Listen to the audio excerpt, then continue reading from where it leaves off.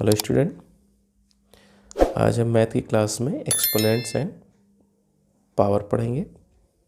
सबसे पहले हम एक्सपोनेंट्स क्या है इसको समझते हैं। देखिए, एक्सपोनेंट का यूज़ हम लार्ज नंबर को शॉर्टेस्ट फॉर्म में लिखने के लिए यूज़ करते हैं।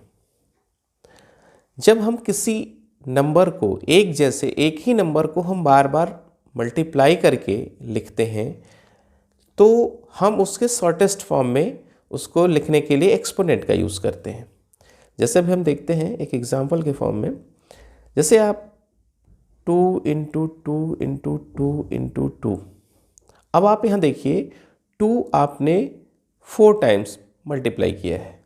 तो इस प्रोसेस को अगर हम शॉर्ट फॉर्म में लिखना चाहें तो 2 टू द पावर 4, जो नंबर रिपीट हो रहा है मल्टीप्लाई में और वो जितनी बार है, जितने टाइम्स वो आपने लिखा है उसको एज अ पावर लिखते हैं, इसी को बोलते हैं एक्सपोनेंट। ये आपका होता है एक्सपोनेंट।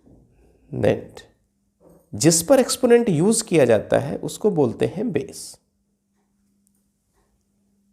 क्लियर हुआ? और एक एग्जांपल लेते हैं। सपोज दैट लिखा हुआ है 1 लाख। अब इसको शॉर्टेस्ट फॉर्म में अगर आपको लिखना है जहां पर बेस आपका 10 हो, तो 1 लाख का मतलब हुआ कि 10 का multiply 5 times, 10 to the power 5। यहां पर 5 एक्सपोनेंट एंड 10 क्या हो जाएगा? बेस। तो आप देख रहे हैं कि 1 लाख इतना बड़ा नंबर है और आप इसको शॉर्टेस्ट फॉर्म में लिख रहे हैं। तो जब शॉर्टेस्ट किसी भी लार्जेस्ट नंबर को शॉर्टेस्ट फॉर्म में यूज़ करते हैं तो वहाँ हम एक्सपोनेंट का यूज़ करते हैं। ठीक है, तो इसको लिखने के लिए जैसे 5 इंटू 5 इंटू 5, ये मल्टीप्लाई आपको 40 टाइम्स करना है। तो अब आप क्या करेंगे? क्या 40 टाइम्स मल्टीप्लाई करके उसका रिजल्ट लिखेंगे? तो इस फॉर्म को हम एक्सपोनेंट का यूज़ करते हैं और लिखते हैं 5, और इस पर कितने टाइम्स मल्टीप्लाई करना है? 40 टाइम्स। तो 5 पे जो एक्सपोनेंट का यूज़ किया जाएगा टू द पावर 40। यानी इसको जब हम पढ़ें तो हम कैसे पढ़ सकते हैं? आप इसको यूज़ कर सकते हैं, इसको रीड की जो करेंगे 5 राइज टू द पावर 40, या आप इसको शॉर्ट फॉर्म में 5 टू द पावर 40 भी कह सकते हैं, या इसको आप ऐसे भी कह सकते हैं 40 पावर ऑफ 5, 40 पावर ऑफ 5। तो हम एक्सपोनेंट का यूज, तो यहां पर 40 क्या हो गया? एक्सपोनेंट हो गया। 5 क्या हो गया? बेस हो गया। क्लियर? या आप देखते हैं जैसे 625, ये नंबर आ गया। अब अगर आपसे कहा जाए, क्वेश्चन आपको किस तरह से मिल सकता है? अगर आपसे कहा जाए कि आप इसको एक्सपोनेंट फॉर्म में कन्वर्ट करिए जबकि आपका बेस क्या हो? 5 हो, तो क्या करेंगे? पहले 625 का हम फैक्टर बनाते हैं। तो आप इसको आसानी से डिवीजन मेथड से, जैसे आप एलसीएम लेते हैं उस मेथड से भी इसको आप जो है पहले डिवाइड कर लेते हैं। तो 625 है, बेसिक बात है कि ये 5 से डिवाइड होगा। तो 5 1 जा, 5 2 जा, 5 5 जा, फिर 5 से डिवाइड होगा, 5 5 जा, 5 5, फिर 5 से, तो ये 1 हो जाएगा। यानी आप एक चीज़ देख रहे हैं, 5 कितने टाइम्स हुआ? 4 टाइम्स। 25 को हम 5 इंटू 5 इंटू 5 इंटू 5 लिख सकते हैं। तो एक्सपोनेंट फॉर्म में अगर आपको लिखना है तो बेस क्या है? 5 कहा गया है। अगर आपका बेस 5 है तो अब 5 कितने टाइम्स आया है? 4 टाइम्स। तो 5 टू द पावर 4 लिख सकते हैं। चलिए और आगे चलते। एक एग्जांपल देखिए, express 256 as a power 2, as a power 2। तो यहां पर यानी आपका जो बेस है वो क्या होना चाहिए? 2 होना चाहिए। अब अगर आपका बेस 2 है तो 256 यानी 2 का मल्टीप्लाई कितने टाइम्स हो कि ये 256 हो जाएगा। अगर वो नंबर ऑफ टाइम्स पता होगा वही एक्सपोनेंट के फॉर्म में हम यूज़ करते हैं। तो आप क्या करेंगे, 256 का फैक्टर करेंगे तो 2 2 जा 4 2 जा 8 2 जा 16 2 जा 32 2 जा 28 सॉरी 64 2 जा 128 2 जा 256। तो आपने 2 का मल्टीप्लाई 1 2 3 4 5 6 7 8 टाइम्स किया, मीन्स 256 का अगर हम इसको पावर के फॉर्म में कन्वर्ट करते हैं यानी बेस आपका 2 होगा तो 2 राइज टू द पावर 8 लिख सकते हैं।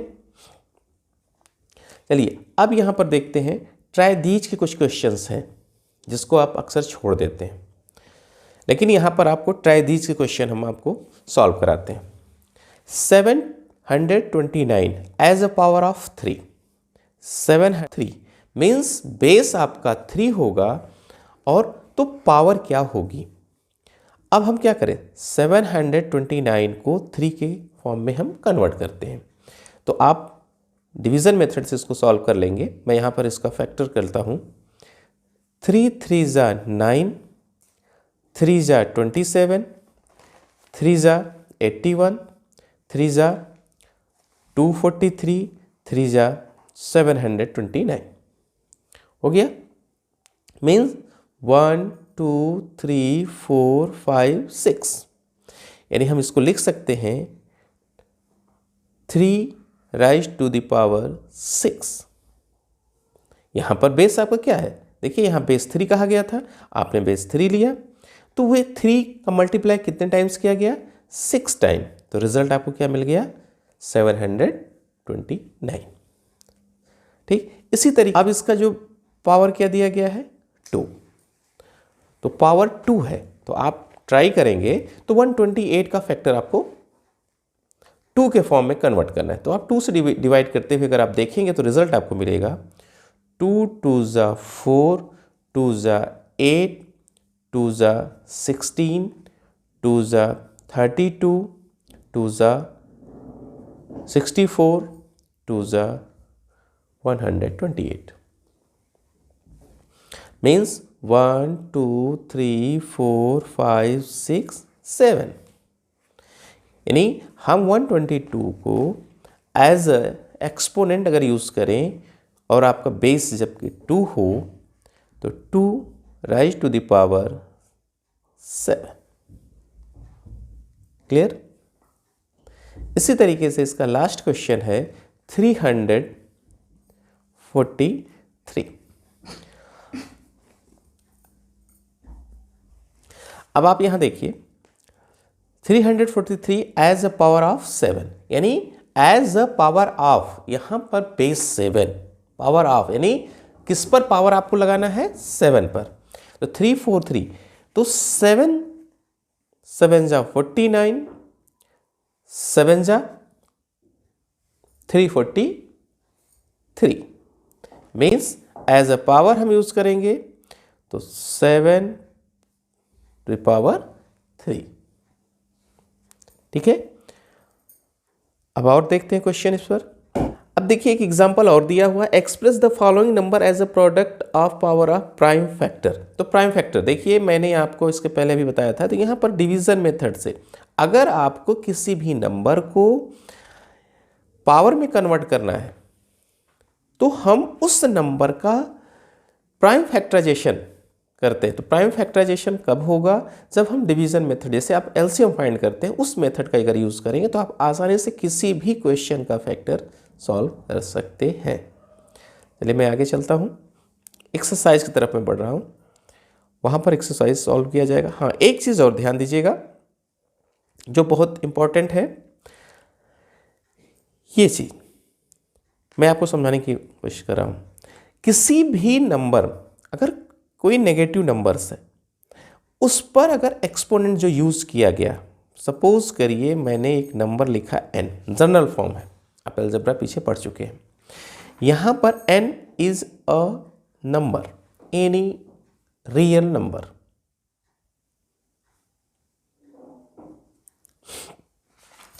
अब अगर वो नंबर इवन हो, इवन मीन्स 2, 4, 6, 8 इस तरह का नंबर हो,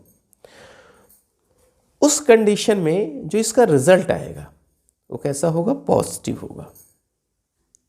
कैसा होगा? पॉजिटिव। यानी वो नंबर यानी -1 का जो रिजल्ट आएगा वो +1 होगा। क्लियर? ये कब होगा? जब n की जो वैल्यू है वो क्या हो? इवन हो। देख रहे हैं यहीं पर -1n अगर ये ऑड हो, ध्यान दीजिएगा, अगर नंबर आपका क्या हो? ऑड हो, तो उस कंडीशन में इसकी जो वैल्यू होगी वो हमेशा -1 ही रहेगी, यानी वो नेगेटिव नंबर ही आएगा। क्लियर? तो किसी भी, जैसे suppose that -2 3 is a odd number, तो उस कंडीशन में नंबर नेगेटिव होगा और 2 मीन्स -8। क्लियर? अब हम एक्सरसाइज की तरफ चलते हैं। देखिए एक्सरसाइज में 13.1 find the value of 2 power 6 इसकी वैल्यू फाइंड करना था। मीन्स 2 पावर 6 है, यानी 2 का मल्टीप्लाई 6 टाइम्स।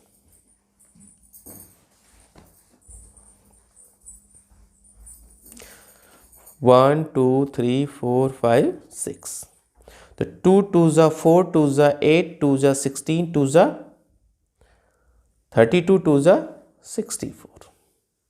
क्या आंसर आएगा? 64।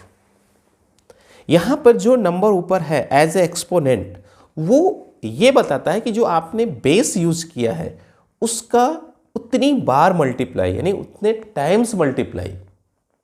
यहां 2 पावर 6 मीन्स 2 का मल्टीप्लाई 6 टाइम्स। मैंने आपसे भी इसके पहले बताया था कि अब यहां पर यह बताया गया था कि अब ये प्रोसेस लंबा था, इस प्रोसेस को अगर शॉर्ट टर्म में लिखना हो तो 2 पावर 6 आप लिख सकते हो। देखिए यहाँ एज ए क्वेश्चन यूज किया गया है, हम उसको देखते हैं। Find the value of 2 power 6, यानी इसकी वैल्यू पूछी गई थी, तो यानी 2 पावर 6 की जो वैल्यू होगी 2 का मल्टीप्लाई 6 टाइम्स। इसका next question 9 power 3, 9 raise to the power 3 means 9 की जो 9 का मल्टीप्लाई 3 टाइम्स। कितना आ जाएगा? मल्टीप्लाई कर लीजिए, 9 9 ज़ा 81। क्लियर? 729। इस तरीके से 11 स्क्वायर मीन्स 11 का मल्टीप्लाई 11 से 121। 5 राइज टू द पावर 4, इसका मतलब 5 raise to the power 4, 5 into 5 into 5 into 5 multiply कर लेंगे 625, ये रिजल्ट आ जाएगा।